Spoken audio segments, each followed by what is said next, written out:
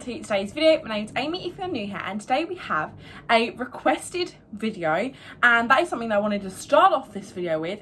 If there's ever a time where you want to request a video, literally just pop it in the comments and I will get back to you.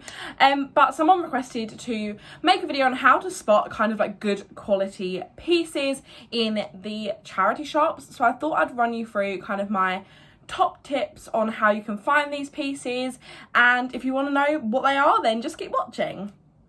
So my first top tip will only work in certain charity shops, but it's a good thing to keep in mind to keep an eye out. So in the charity shop I work in, which is Sense in Billericay, we have a system where kind of everything goes on plastic hangers, apart from things that are kind of high end, like a designer name, anything new with tags, or anything that basically is just worth a bit more, we will put on wooden hangers instead.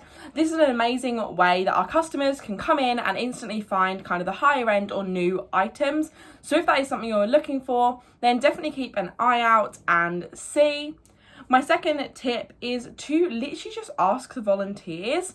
Not always will we have time to kind of check and know all of the stock, but a lot of the time I will know key pieces in the shop that either I thought look nice, I know are high quality, but just ask if there's any kind of designers in store at the moment, ask if there's any high-end pieces, and you may get an answer of I have no idea. You may also get an answer of yes, here they are, this piece is really nice, this piece is really nice.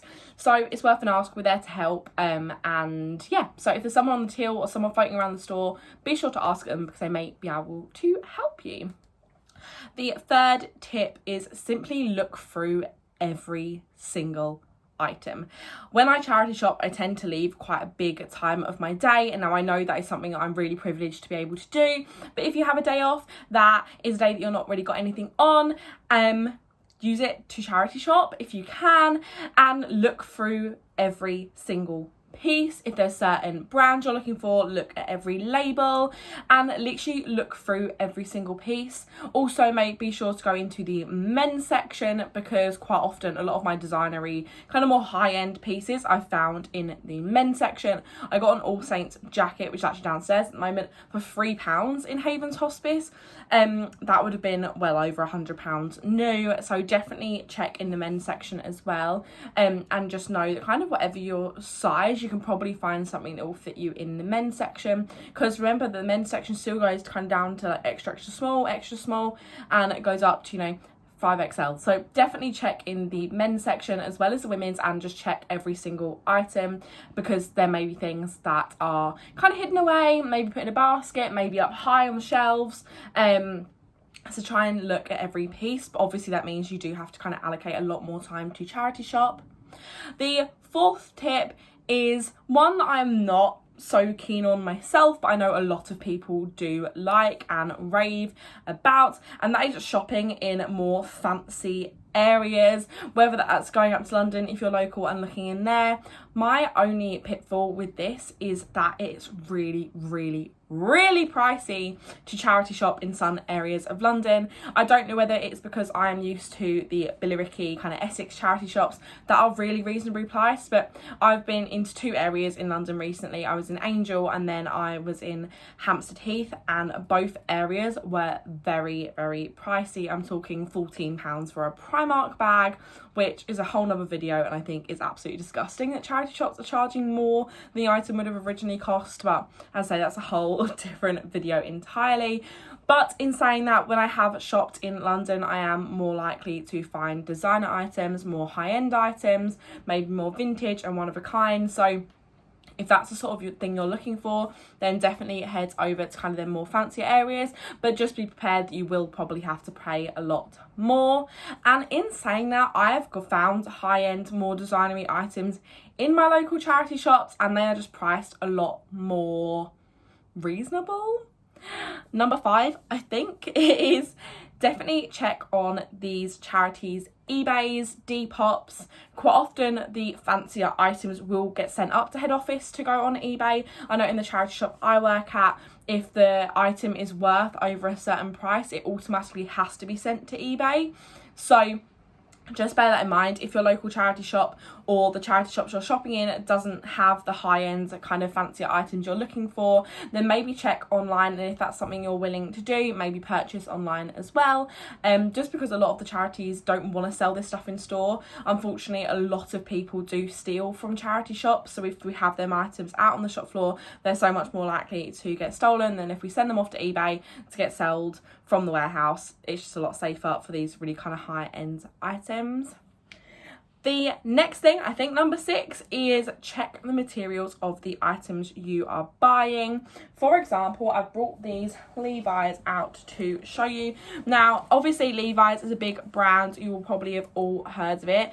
And I do feel like to some extent checking the brands is a good idea. If it's a brand that you're aware of and that are known for good quality, long-lasting clothes, then definitely look at them, but pay attention to the fabric. When I first held these, I could tell this denim was quite thick, good quality, and yeah, I could tell they've lasted the test of time already, seeing as these were vintage and a little bit stained. But if you've seen that video, you know I managed to get the stains off of them. But I knew these jeans would last me a really, really long time, hopefully forever. They are already distressed. I'm not sure if that was a design that they had in them when I brought them, or if this was actually something that they did just wear to have rips in. But I really love the distress feature on these jeans and I love them.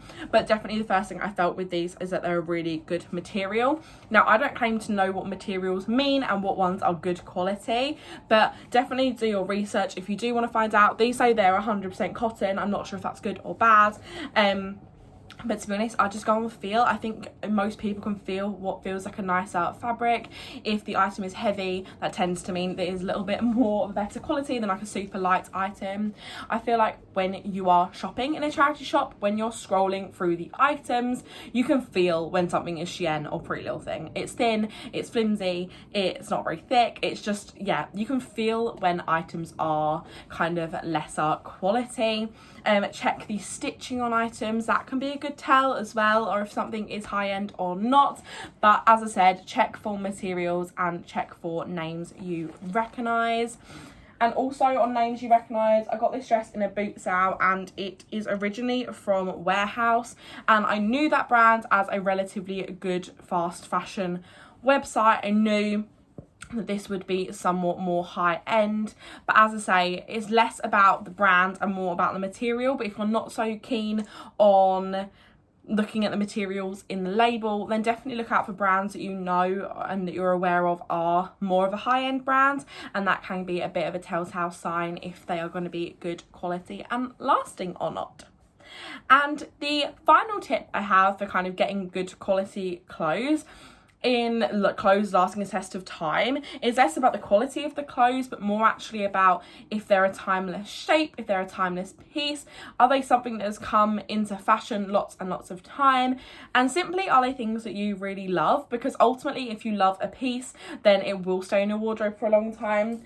This dress I actually haven't worn out yet because I haven't had an occasion, but when I saw it, I knew it was a piece that is timeless, that I could wear for multiple different occasions, and that it's just a dress that I knew I would love forever.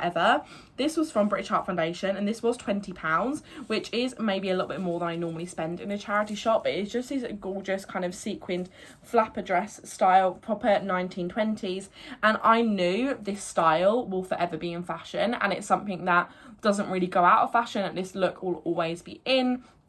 And it's absolutely gorgeous. And when I picked this up, it's really heavy, it's really good quality. This did actually have its original tags on it as well when I brought it, so I knew this was a really good quality piece, and I could tell that just by the weight of the item. So this is definitely one to look out for. Just look out for timeless pieces, look out for timeless shapes, and that will definitely help you and kind of point you in the right direction of getting something that is timeless and will work for you forever.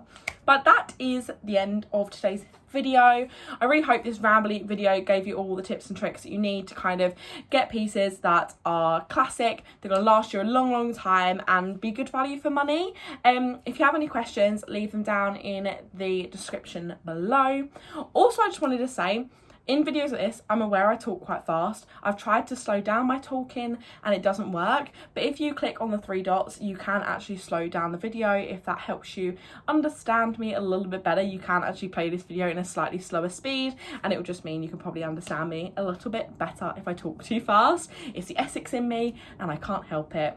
But subscribe if you want any more kind of charity shopping tips, and I'll see you guys in my next one. Bye!